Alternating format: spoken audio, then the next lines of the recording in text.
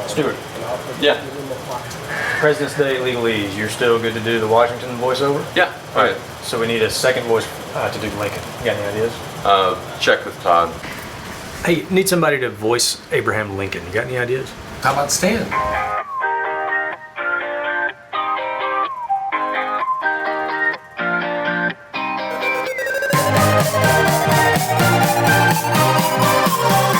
What?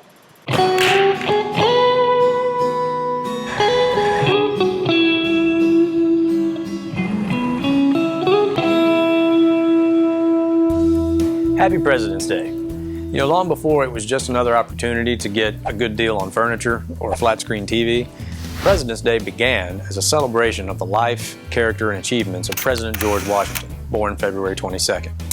Later, the holiday was expanded to include President Abraham Lincoln, born February 12th. No two men in American history led our nation through more perilous times than these two presidents, and at times the burden was almost too much to bear. Yet they both succeeded. And though they come from different backgrounds, they both attributed their success to a deep faith in God. Both Washington and Lincoln spoke publicly and wrote extensively about the role of faith and about the role of religion in a free society. Ironically, some groups today seek to use the Constitution, adapted at a convention over which Washington himself presided, to expunge all references to faith from public life, to ban the faithful from public office, and to relegate religious liberty to the smallest corner of the American mind, never to be spoken or lived outside of houses of worship. If you wonder what Washington would think of all this, well, actually, you don't have to wonder. In 1789, addressing the General Committee of the United Baptists of Virginia, Washington's words tell you exactly what he would think of this.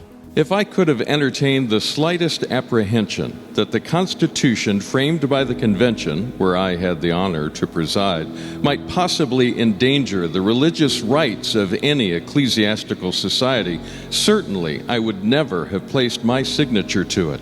I beg you will be persuaded that no one would be more zealous than myself to establish effectual barriers against every species of religious persecution. So, if you're going to use the Constitution to silence people of faith, you're going to have to take Washington's name off of it. President Lincoln also had lots to say about our freedom and about religious freedom.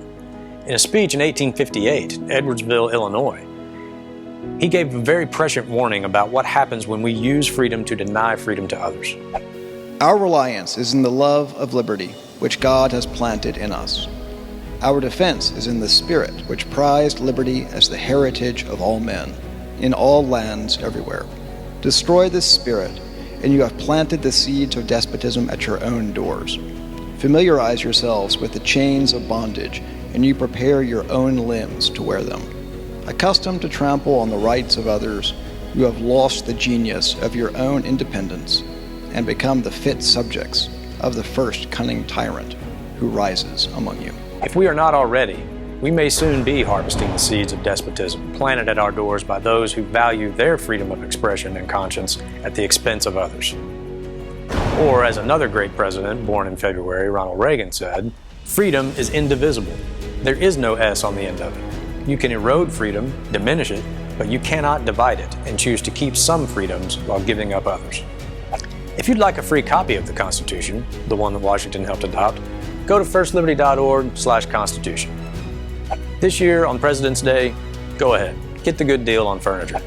But let's also remember our presidents, remember our history, and recommit ourselves to the cause of liberty and trust to the author of liberty for our ultimate victory.